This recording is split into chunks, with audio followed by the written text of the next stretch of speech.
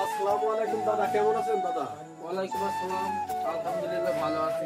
আচ্ছা দাদা, আপনারা শুনলাম পিকনিক করছেন, তাই এই পিকনিকের আপনাদের আয়োজনটা আমাদের দর্শকদের মাঝে একটু শেয়ার করেন। অবশ্যই। আজকে আমরা বন্ধুরা মিলে সবজি খেচুড়ি করছি। আচ্ছা, এই সবজি ক্যামেরাটা নিয়ে আসেন একটু দাদা। সবজি খেচুড়ি আমরা মূল উপাদান দেখেছি আপনার হচ্ছে বাগুন, পেঁপু, এটা কি সেই থাইল্যান্ডের বাগান না?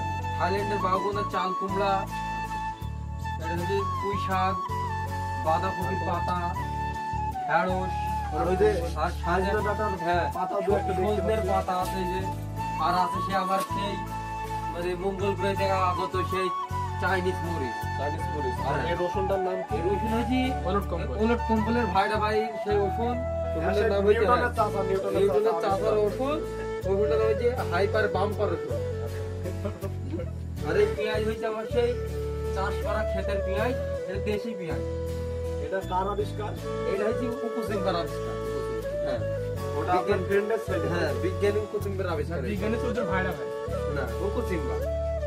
তাই এই যে আমাদের সবজি খেতে করছি বড় মানুষের খাবারের মতো, দেখা যাক কত সুন্দর পরিবেশন করতে পারি আমরা।